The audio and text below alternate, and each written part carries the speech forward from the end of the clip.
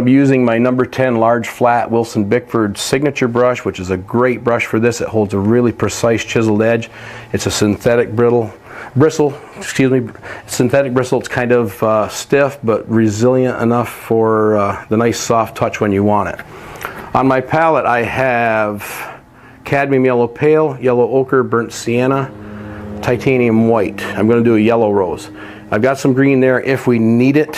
If we have time, I might use that for to show you how to do some leaves. But without further ado, I'm going to get right into this. I'm going to take some yellow ochre, and I'm going to show you the strokes you need to practice. Number one is the little short stroke that I call a foreshortened stroke. I simply just take the end of the brush and I touch these little irregular shapes. This makes the little nucleus in the middle of the flower.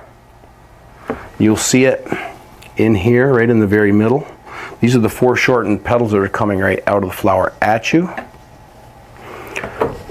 And you're just literally just touching in with the edge of the brush. But just don't stamp it so it looks like brush. You have to kind of weave them together, make some petals a little longer, some a little shorter.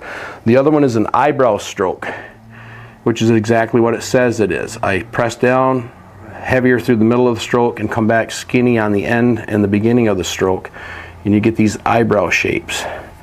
And these are the petals that are spread back a little farther that you see in here, just beyond that little cluster of the foreshortened strokes. Last but not least, I have the pull away strokes, where you're actually defining the outside edge of the petal and pulling inward, but I pull away so you retain the darkness underneath. Now I'm going to do a whole flower here in just a second. I'm just giving you these strokes first. So you pull inward and make the outside edges of the petals all different shapes, and you can blossom a flower right on your canvas. So without further ado, I'm going to take some yellow ochre, which is going to be my mid-tone. I base my flowers in with a mid-tone first. So I just kind of pull in a basic flower shape. It will change, it'll get a little bit bigger as I develop it. But the idea is to just kind of get it on there, get it based in. Don't just draw a circle. See, this already kind of looks like a flower already, just by the way I'm pulling in with the strokes. That is my mid-tone. I want to put a darker tone inside. For yellow roses, I like to use burnt sienna.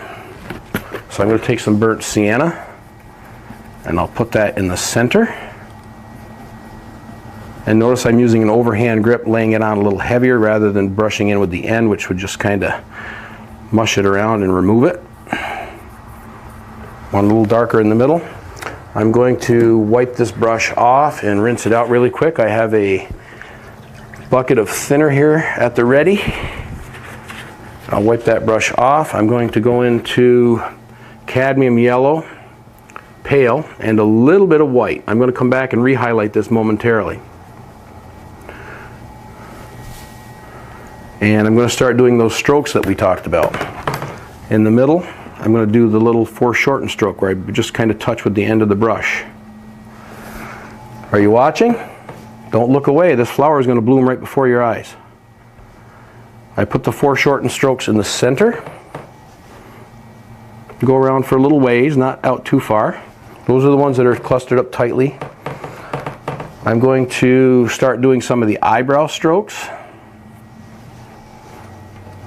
See where this is leading? You can see the same thing on this one. These I'm doing the same exact maneuver. On the finished ones, I just took my time a little more. I'm hurrying here because I have a lot to show you in 10 minutes. And you can bring these out for a couple of rows. No pun intended, since it is a rose. A couple of ROWS rows. And lastly, I'm going to take that same color. I'm just dipping down for more color here, the cad yellow, pale, and white. And we kind of do the pull-out stroke, pull-away stroke from the outside. The important part is to retain all that dark value between the petals. So you have the separation from one row to the other. And there's your rose. Now, in a previous YouTube lesson from last year, I showed you how to do dewdrops. You can actually come in now once you get to this and you do your flowers. You can come in and put your dewdrops on. So you can refer back to that lesson. Actually, I've got about 25 lessons currently all together on YouTube, both the ones that I filmed myself here in my studio and the ones that I did through Jerry's Artorama. So I'm doing some today, so I'm going to have about 30 videos all together. So if you go to YouTube and you're only finding the Jerry's ones or mine, if you just search my name on YouTube, all of those will come up, including these that I'm just filming now, obviously. So that's basically how it's done. If you want to get into the buds, I pretty much do the same thing. I think I got time to show a bud. For a bud, I just chisel the brush up. Again, this is my mid-tone, and I just kind of make the classic teardrop shape. I'll take a little bit of sienna in the middle and just kind of feather it in there. Depending on the direction of my light, I will take some yellow and white. Let's say it's coming from the left, and I'll highlight one side a little more than the other. Speaking of highlights, sometimes I will re-highlight a certain petal here or there. I don't do the whole thing. But if I come back with much white and a little bit of the cad yellow pale, quite a bit of paint on the brush and very dry, I'm not thinning that down. Say that the light was coming from the left, I come in and I target some of the petals that are facing the left, where I think the light would actually hit. So you can see that this gives it a lot more impact and a lot more three-dimensionality. I do some of the outside ones as well. Even some of the little foreshortened ones on the inside will get a little touch of that now and then. See how that brings that to life? Now this looks very simple when I'm doing it. These can be tough. You have to practice these strokes. So I recommend watching this video a couple times, just practicing these strokes first. And that should get you there. They're not as difficult as they appear. Just take some practice like everything does with painting. So hope you try this out. And like I said, don't be afraid to go back, add the dewdrops. The leaves are pretty simple. It's like a pull down stroke. I'll take some green here just really quickly. I think we got a couple moments left. If we take some green, chisel it up, and I kind of pull inward. This brush works great. Like I said, this is my signature series number 10 flat. And if you chisel it up, a lot of paint to do the petals,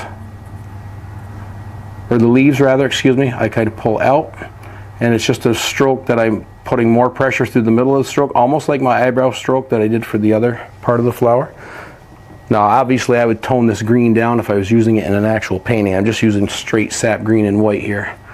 This is just for demonstration purposes. I'm not trying to make it beautiful. The little calyx on the bottom of the bud is the same thing, only they're kind of dragged out a little longer. They're really not quite as difficult as they appear. Like I said, they just take practice. So don't forget to check out my website, wilsonbickford.com. You'll find a link there to my blog. Join me on Facebook and check out Obsidian Custom Video while you're there on YouTube. And we'll see you again down the road. Thanks for joining me. Hope you enjoyed the lesson. Paint some roses.